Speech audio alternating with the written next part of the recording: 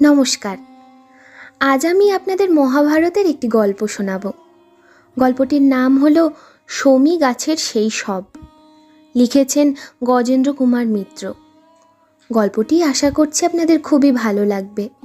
যদি ভালো লাগে আমার চ্যানেলটিকে অবশ্যই সাবস্ক্রাইব করে দেবেন এবং ভিডিওটিতে একটি লাইক দিতে ভুলবেন না। তাহলে চলুন শুরু করি। শমী গাছের সেই সব। যারা মহাভারত পড়েছেন তারা সকলেই জানেন, পাণ্ডবরা যখন দ্বিতীয়বার কৌরবদের সঙ্গে পাশা খেলতে বসেন তখন পণ বা বাজি ছিল, যে পক্ষ হারবেন সে পক্ষকে 12 বছরের জন্য বনে যেতে হবে। তাছাড়াও 1 বছর অজ্ঞাতবাস করতে হবে, মানে তারা কোথায় কিভাবে আছেন কেউ জানতে পারবে না। যদি অপর পক্ষ জানতে পারে তবে এ পক্ষকে আরও 12 বছর বনে কাটাতে হবে। পাণ্ডবরা যে হারবেন সে তো জানা কথাই, কেননা যুধিষ্ঠির সাদাসিধে ভালো মানুষ, ধর্মভীরু লোক। তিনি সাধারণভাবে যেমন খেলে আর 5 জন সেইভাবেই খেলতে শিখেছেন। আর কৌরব পক্ষের শকুনি মামা ছিল মহাপ্রতারক। সে খেলতে জোচ্চুরি করে কিসে, ভরা পাশা নিয়ে। তাকে হারাবে কে? কাজেই পাণ্ডবদের অত বড় রাজ্য, অমন নতুন কোটি কোটি টাকা দামের সভাগৃহ, সব সম্পদ ছেড়ে ছুড়ে দিয়ে গুটি গুটি পায়ে বনে যেতে হলো। তা তো হলো, বনে বাস করার কষ্ট যা হবার তা তো হলোই। তার চেয়ে বেশি ভাবনা দেখা দিল 12 বছর বাস করার পর। কোথায় কেমন করে অজ্ঞাতবাস করবেন এই নিয়েই হলো ওদের চিন্তা। 5 ভাই বিখ্যাত বীর পুরুষ, সুন্দর বলিষ্ঠ চেহারা। 12 বছর আগেই রাজস্বীয় যজ্ঞ করেছেন। দেশ দেশান্তর থেকে রাজারা এসে দেখে পরিচয় করে গেছেন। তার আগে ছোট 4 ভাই দিগ্বিজয়ে বেরিয়ে কর আদায় করেছেন। চেহারা সব বেশিরভাগই চেনা, আর ওই সব তাগড়ায় চেহারা একবার দেখলে ভোলা শক্ত। যদি কেউ চিনে ফেলে এবং কৌরবদের খবর দেয় তাহলেই তো সব মাটি। আবার 12 বছরের জন্য বনে যেতে হবে। যাই হোক, ওরা ভেবে চিনতে ঠিক করলেন মৎস্য দেশে, বর্তমানে জয়পুর, বিরাট রাজার সভায় ওরা পাণ্ডবদের পুরনো কর্মচারী হিসেবে পরিচয় দিয়ে চাকরি নেবেন। দ্রৌপদীও ওখানেই থাকবেন, রানীর চুল বাঁধার, সাজসজ্জা করার আর ফরমাস খাটার ঝি নিযুক্ত হবেন। তিনি বললেন, আমি যক্ষের স্ত্রী, কোনো নিচু কাজ করব না। পদসেবা বা পা মোছার কাজ তো নয়ই। এরা 5 ভাই কেউ রাঁধুনির, কেউ ঘোড়াশালের, কেউ বা গোশালার রক্ষক হিসেবে কাজ নেবেন। সে কথাই আমাদের বিশেষ দরকার নেই অবশ্য। কিন্তু এই সময় আর এক মহা সমস্যা দেখা দিল। ওদের সকলেরই কিছু কিছু নিজস্ব বিশেষ অস্ত্র ছিল। অস্ত্রগুলি সাধারণ বাজারে যা পাওয়া যায় সেরকম নয়, সবগুলোই বিশেষভাবে তৈরি করানো বা দেবতাদের দেওয়া। তার মধ্যে ভীমের গদা, অর্জুনের গান্ডীব ধনুক আর অক্ষয় তুনো, এগুলো তো জগৎ বিখ্যাত। এ দুটি দিয়েছিলেন অগ্নি খাণ্ডব দাহনের সময়। এসব কোথায় রেখে যাবেন? যেখানে সেখানে রেখে গেলে চোরের ভয়, আবার সঙ্গে নিয়ে গেলেও পরিচয় বেরিয়ে যাবার সম্ভাবনা। ওই রকম বিপুলকায় ধনুক কি গদা পথে ঘাটে পাওয়া যায় না। অন্য কেউ ব্যবহার করা তো দূরের কথা, হাতে তুলতেই পারবে না। শেষে অনেক ভেবে চিনতে এরা ঠিক করলেন বিরাটনগরে ঢোকার মুখে শহরেরই বাইরে শ্মশানঘাটের পাশে এক জঙ্গলের মধ্যে একটি টিলা বা ছোট্ট পাহাড় আছে। সেখানে পুরনো খুব বড় এক শমী বা সাইবাবলা গাছের মগডালে সেগুলো বেঁধে রেখে যাবেন। হঠাৎ সেখানে কেউ যাবে না। নিচে যারা মরা পোড়াতে আসবে তারা নিজেদের কাজেই ব্যস্ত থাকবে। তা না হলেও জঙ্গলের মধ্যে অত উঁচুর দিকে কে আর চেয়ে দেখছে। তবুও তাতেও যেন মন ঠিক শান্তি পায় না। বীর যোদ্ধার অস্ত্র বা হাতিয়ারই হলো প্রাণ। ওদের তো ভবিষ্যতের এই একমাত্র সম্বল। কৌরবরা যে এই 13 বছর ভোগ করার পর ওদের রাজ্য সহজেই ফিরিয়ে দেবেন তা মনে হয় না। লড়াই করেই আদায় করতে হবে। এসব অস্ত্র ছাড়া সে লড়াই হবে কিসে? ভাবতে ভাবতে অর্জুনের মাথায় এক বুদ্ধি খেলে গেল। শ্মশান ঘাটে এক বেওয়ারিশ মরা পড়েছিল, সেটাই তুলে এনে ওই গাছের নিচু ডালে বেঁধে রাখলেন। যদি বা কেউ এখানে এসে ওপরের দিকে তাকায়, পচা মরার গন্ধে আর কঙ্কাল ঝুলছে দেখে ভয়ে পালাবে, গাছে ওঠার সাহস করাও হবে না। কাজ ছিঁড়ে যাবার পথেই দু একজন জিজ্ঞাসা করলে ওরা উত্তর দিলেন, আমাদের মায়ের সব, বহুদিনের কুল প্রথা, মরা আমরা পোড়াই না, জলে ভাসাই না, মাটিতেও পুঁতি না, গাছে বেঁধে রাখাই নিয়ম। ওর ব্যবহার করা বিছানা মাদুরও ওই সঙ্গে বেঁধে রাখতে হয়। এ প্রথা কেন? দু একজন জিজ্ঞাসা করতে এরা বললেন, তা জানি না, যা চলে চিরকাল সেইভাবেই তো করতে হবে। কাজ ছেড়ে তারা নিশ্চিন্ত হয়ে বিরাট রাজার রাজধানীর দিকে চলে গেলেন। শেষ পর্যন্ত মহাভারতে আছে, যা নেই সেইটুকু বলছি। আসলে মরাটা মোটেই বেওয়ারিশ নয়, এক গরিব ব্রাহ্মণের মায়ের মৃতদেহ। ব্রাহ্মণের নাম ধরো দেবদত্ত। দেবদত্ত টাকা পয়সা জমি জমা কিছুই ছিল না। মা মারা যেতে অনেকের কাছেই মেগে পেতে লোকের হাতে পায়ে ধরে 5টি ব্রাহ্মণ ডেকে মায়ের শব নিয়ে শ্মশানে আসেন। তখনকার রেওয়াজ অনুযায়ী এক গাড়ি জ্বালানি কাঠও সঙ্গে এনেছিলেন। শ্মশান ঘাটে তখন কাঠ বিক্রির ব্যবস্থা ছিল না, এখনও পাড়াগাঁয়ের দিকে নেই। যে মরা আনে সে গাড়ি বোঝাই করে কাঠও আনে। সাধারণত কেউ মারা গেলে সেই বাড়িরই কোনো অকেজো বুড়ো গাছ, বিশেষ করে আম গাছ কাটা হয়। এখন দেবদত্তর এমনই বরাত, ওরাও শ্মশানে পৌঁছলেন আর আকাশ ভেঙে বৃষ্টি নামল। পুরো 2 প্রহর বা 6 ঘন্টা ধরে চলল সেই মুষলধারে বৃষ্টি। নদী নালা উপচে উঠল, কিছু বাড়িঘর ভেসেও গেল। যারা দেবদত্তর সঙ্গে এসেছিল শ্মশান বন্ধু, তারা সব যে যেদিকে পারলো পালালো।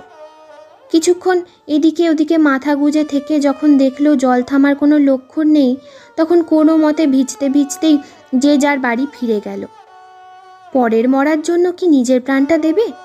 বামুনটার যা অবস্থা, এক পাত বোধহয় খাওয়াতেও পারবে না। অসুখ হলে বদ্যির খরচ দেওয়া তো দূরের কথা। দেবদত্ত অবশ্য যতক্ষণ পেরেছিল ততক্ষণ গাছতলায় থেকে প্রাণ বাঁচাবার চেষ্টা করেছিলেন। শেষে তারও অসহ্য হতে গ্রামে গিয়ে এক বাড়ির গোয়ালে মাথা গুঁজে আশ্রয় নিতে হয়েছিল তাকেও। এই অবস্থায় কোনো গৃহস্থ বাড়ির মধ্যে ঢুকতে দেবে না। গোয়ালে নাকি দোষ নেই, ওটা কতকটা তীর্থের মতো। জল যখন কমলো তখনও আসার উপায় নেই, সব জলে ভাসছে। গ্রামের পথ বেয়ে জলের ধারা চলেছে নদীর স্রোতের মতো। যখন আবার শ্মশানে আসার মতো অবস্থা হলো, এসে দেখলেন কাঠগুলোর একটিও নেই। শুধু কাঠ কেন, দাহ করার অন্য যা উপকরণ নদীর জল বেড়ে সব ভাসিয়ে নিয়ে গেছে।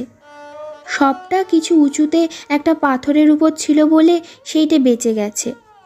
তখন গ্রামে এসে পুনরায় বাড়ি বাড়ি ভিক্ষে করে বেড়ানো, আবার সব জোগাড় করতেও দেরি হলো। তারা একবার দিয়েছে, বারবার দিতে গেলে বিরক্ত হবে বই কি। ছোট্ট গ্রাম, বেশিরভাগ লোকই চাষি গৃহস্থ, কোনো রকমে দিন কাটায়। তাদের এত বাড়তি সঞ্চয় নেই। জিনিস তো কম নয়, কাঠ, ঘি, চন্দন কাঠ, কর্পূর, তিল, কাঞ্চন, জবের আটা জোগাড় করে ওই সঙ্গে আর 2 জন লোককে হাতে পায়ে ধরে ডেকে নিয়ে বলদের গাড়িতে সব চাপিয়ে যখন ফের শ্মশানঘাটে এসে পৌঁছলেন, তখন সর্বনাশ, মরাটি নেই। সর্বনাশ! দেবদত্ত তো মাথায় হাত দিয়ে বসে পড়লেন। স্বভাবতই এ অবস্থায় মনে হলো বাঘে কি শেয়ালে খেয়েছে, কিন্তু তারা খেলে মাংসটাই খাবে, হাড়গুলো যাবে কোথায়? এক যদি জঙ্গলের দিকে টেনে নিয়ে থাকে। তাও পাতি পাতি করে খুঁজলেন চারদিকে, গভীর বনের মধ্যেও গেলেন। পাহাড়ের ওপরটা যে দেখা যেতে পারে অবশ্য মনে হয়নি। কোথাও কোনো চিহ্ন পেলেন না। যারা সঙ্গে এসেছিল গাড়ি টেনে, তারা বিরক্ত হয়ে বাড়ি ফিরে গেল, পাগলা বামুনটাকে গালাগাল দিতে দিতে। কাঠ কুটো সব নিয়ে দেবদত্ত পড়ে রইলেন একা। এ কি অবস্থা হলো তার? কই, আর কারো তো এমন হয়েছে বলে শোনেননি। কোথায় গেল মার দেহ? তবে কি ভূত হয়ে উঠে চলে গেলেন? ব্রাহ্মণের মরা, ভূত হয়ে থাকে কাছাকাছি শূন্যে কোথাও থাকবে, দেহটা কোথায় যাবে? অনেক ভাবলেন, অনেক খুঁজলেন, আরও পুরো একটা দিনরাত অপেক্ষা করেও যখন কোনো হদিশ হলো না, তখন ডাক ছেড়ে খানিকটা কাঁদলেন দেবদত্ত, একা একাই। বরাতের দুঃখেই কাঁদলেন। তিনি এমনই হতভাগা, মায়ের মৃতদেহটাও সুশৃঙ্খলভাবে সৎকার করতে পারলেন না। দুবার ভিক্ষে করে উপকরণ সংগ্রহ করলেন, কত না কাকুতি মিনতি করে লোক ডাকলেন, শুধু শুধু এই দীনতা স্বীকার করা সার হলো। ছি ছি, এমন জন্ম বিধাতা দিয়েছিলেন তার। কিন্তু যতই কাঁদুন, যতই কপাল চাপড়ান, আর না খেয়ে অপেক্ষা করে বসে থাকুন, কোনো সুরাহাই হলো না। না ফিরল সে মরা, না পেলেন তার খোঁজ। আসলে দেবদত্ত যখন দ্বিতীয়বার গ্রামে যান, তখন সব জোগাড় করে ফিরতে 3 প্রহরের বেশি লেগেছে। এরই মধ্যে পাণ্ডবরা এসে কাজ ছেড়ে চলে গেছেন। সে সময় তাদের সঙ্গে যাদের দেখা হয়েছিল, তারা সবাই রাহী, জঙ্গলে কাঠ কেটে বাড়ি ফিরছিল। দূর দূরান্তের গ্রামবাসী, তারাও কেউ তখনও বসে নেই যে খবরটা দেবদত্ত পাবেন। ক্রমে সন্ধ্যা হলো, রাত্রি ঘনিয়ে এলো, দেবদত্ত উঠলেন না। কোথায় যাবেন? কি করে যাবেন? মার মৃতদেহ সৎকার হলো না, অশৌচান্ত হবারও কোনো উপায় নেই। এ অবস্থায় বাড়ি যাবেন কেমন করে? আর কার বাড়িই বা যাবেন? কেউ তো ঘরে ঢুকতে দেবে না।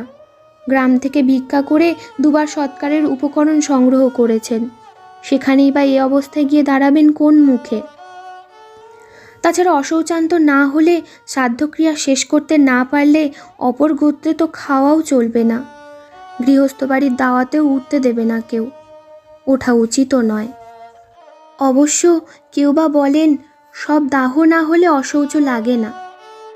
আবার তেমনি কেউ বা বলেন সব শ্মশানে এলে দাহ শেষ না হওয়া পর্যন্ত সে দেহ ছেড়ে যেতে নেই বিশেষ আত্মীয়দের। সেই একটা মহা অপরাধ হয়ে গিয়েছে, মার সব দেহ ছেড়ে গ্রামে ফিরে যাওয়া। উনি যদি বসে থাকতেন, অন্য কোনো শবযাত্রী এলে তাদের কাউকে বসিয়ে গ্রামে যেতেন, তাহলে বোধহয় এমন হতো না। ওর যে একটা ভাই বা নিকট আত্মীয় কেউ নেই, যে উনি ফিরছেন না দেখে সে খোঁজ নিতে আসবে। নিরুপায় হয়েই ওকে যেতে হয়েছিল। ভগবান কি সেটাও ভাবলেন না? দেবদত্ত আর সে শ্মশান ত্যাগ করলেন না। দেবদত্ত ওই অবস্থায় বসে আছেন, স্নান নেই, খাওয়া নেই, কাপড় বদলানো নেই। খেউরি হওয়ার তো কথাই ওঠে না। দেখতে দেখতে চুল দাড়ি গোঁফ বড় বড় হয়ে উঠল। ধুলোয় কাদায় জট পাকিয়ে যেতেও দেরি হলো না। মধ্যে মধ্যে নিষাদ বা ব্যাদরা আসে জঙ্গলে শিকার করতে। তাদেরই কারো দয়া হলো একবার। সে আর তার দলবল সেই শ্মশানেই পাতালতা দিয়ে একটা পর্ণকুটির বা ঝুপড়ি বানিয়ে দিয়ে গেল, বর্ষায় শীতে মাথা গুঁজে থাকার জন্য। খাবারও দিতে প্রস্তুত ছিল তারা, হরিণের খরগোশের সজারু তাজা মাংস। কিন্তু এই না অশৌচ না শুদ্ধ অবস্থায় তিনি ফল ছাড়া আর কিছুই খেতে রাজি হলেন না। অগত্যা তারা বনে জঙ্গলে ঘুরতে ঘুরতে কিছু বনফল বা কন্দ পেলে দিয়ে যেত। ওর কথা মুখে মুখে ছড়িয়ে যেতেই অনেকেরই কৌতূহল বাড়ল। সবাই এসে নানা প্রশ্নে বিরক্ত করে বলে উনি কথা বলাই ছেড়ে দিলেন। কেউ কিছু জিজ্ঞাসা করলে চুপ করে থাকতেন, উত্তর দিতেন না। শেষে শ্মশান বাবা বা মৌনি বাবা বলে নাম রটে গেল। যেসব যাত্রীরা আসতো তারাও কিছু কিছু ফলমূল এনে রেখে যেত। এইভাবে পুরো 1টি বছর কেটে গেল। জটায় দাড়িতে গোফেতে বড় বড় নখে এক বিদকুটে চেহারা দাঁড়ালো দেবদত্তর। দেখলে ভয় করে এমন চেহারা। ওর নিজের গ্রামের লোকেরা এসে বলে, তুমি এ জায়গা ছাড়ো, ঘরে ফিরে যাও, মার জন্য যথেষ্ট তো করলে, তবু সন্দেহ থাকে প্রায়শ্চিত্ত শ্রাদ্ধ করে শুদ্ধ হগে। তোমার তো কোনো দোষ নেই, আমরা শাস্ত্রের বিধান আনিয়েছি। 1 বছর পার হলে মার কুশের মূর্তি তৈরি করে সেটা দাহ করেও শ্রাদ্ধ করতে পারো। দেবদত্ত এসব কোনো পরামর্শে কান দিলেন না। তার বিশ্বাস একদিন না একদিন তিনি মার গলিত সব দেহ, অন্তত তার কঙ্কাল বা হাড় কখানা ফিরে পাবেনই। মার প্রতি শেষ কর্তব্য পালন করে তবে তিনি অব্যাহতি নেবেন। ততদিন এইভাবেই চলবে তার প্রায়শ্চিত্ত। এরপর মহাভারত যারা পড়েছেন তারা জানেন, পাণ্ডবদের অজ্ঞাতবাসের 1 বছর পার হওয়ার ঠিক পরই বিরাট রাজা যখন সদল বলে অন্য এক শত্রুর সঙ্গে যুদ্ধ করতে রাজ্যের বাইরে গেছেন, বৃহন্নলা বা অর্জুন ছাড়া বাকি পাণ্ডবরাও সেই সঙ্গে। কৌরবরা এসে ওর গরুগুলি চুরি করে পালাচ্ছিলেন। রাজধানীতে ছিলেন বিরাটের ছেলে উত্তর। তিনি প্রথমটা খুব সাহস দেখিয়ে বলেছিলেন, একটা সারথি পেলেই আমি গিয়ে যুদ্ধ করে কৌরবদের হারিয়ে দেব। অর্জুন তো ওর দৌড় জানেন, তবু তিনি হেসে বলেছিলেন, তুমি চলো, আমিই রথ চালাবো। বৃহন্নলা বা মেয়ে ছেলের বেশে অর্জুন রাজবাড়িতে মেয়েদের নাচ গান শেখাতেন। অবাক হয়ে উত্তর বললেন, তুমি কি চালাবে, মেয়ে ছেলে? চলো না, দেখাই যাক, গাড়ি চালানো আমার অভ্যেস আছে। উত্তর তো খুব উৎসাহ ভরে রওনা দিলেন, কিন্তু কাছাকাছি এসে কৌরবদের বিপুল সেনাবাহিনী আর বড় বড় রথীদের দেখে ভয়ে তার মুখ শুকিয়ে গেল। তিনি রথ ফেরাতে বললেন। অর্জুনের কথা না শুনে রথ ছেড়ে লাফিয়ে মাটিতে পড়ে দিলেন ছুট।